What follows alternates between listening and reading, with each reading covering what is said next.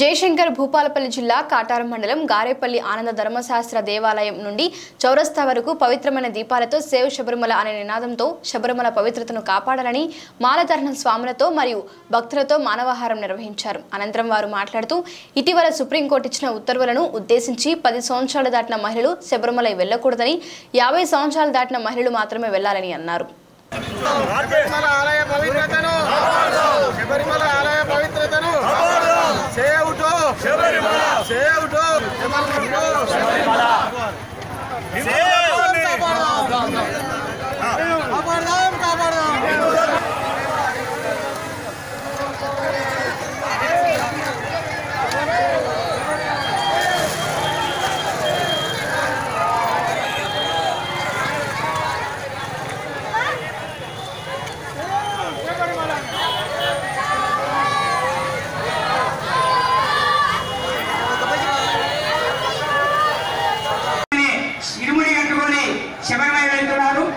ఎవరైతే ఇరుముడి కట్టుకుంటారో వాళ్ళు మాత్రమే అయ్యప్ప స్వామి యొక్క 18 బంగారు మెట్లు ఎక్కడానికి అధికారం ఉంది.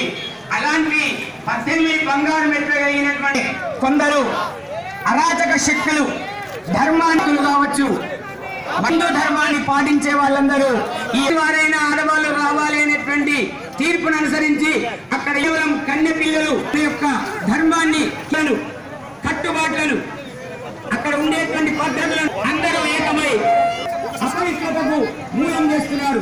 కాబట్టి మన భారతదేశంలో ఉన్నటువంటి టైం వ్యాప్తంగా దీపాల కాంతితో అందరూ కూడా నిరసన తెలియజేస్తూ మన భారత ప్రపంచానికి ఉన్నటువంటి ధర్మాన్ని నిలబెడదాం అనేటువంటి నినాదంలో ఈరోజు ఇది తప్పకుండా ధర్మశాస్త్రకు అయ్యగా ధర్మం నిలబడుతుంది. యథావిధంగా కన్నె పిల్లలు కాపాడుకోవడానికి కొరకు సుప్రీంకోర్టు తీర్పుకు నిరసనగా 10 సంవత్సరాలు దాటిన అమ్మాయిలను శబరిమల పోవడం నిషేధించిన దానికి కొరకు దాన్ని మన హైందవ సాంప్రదాయాన్ని శబరిమల సాంప్రదాయాన్ని కాపాడుకోవడం కోసం ఈరోజు జయశంకర్ జిల్లా కాటారంలో మానవహారం నిర్మించడం జరిగింది. దీనికి సుప్రీంకోర్టు వారు మళ్ళీ వారి తీర్పును సమీక్షించుకొని శబరిమల సాంప్రదాయాన్ని మన హిందూ ధర్మాన్ని కట్టుబాట్లను రక్షించవలసిందిగా మా నుండి కోరుచున్నాం.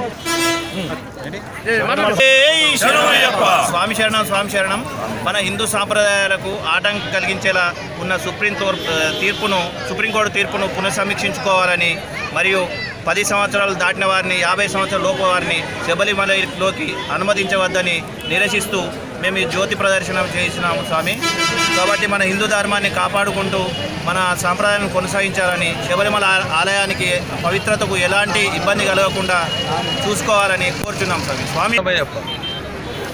ఈరోజు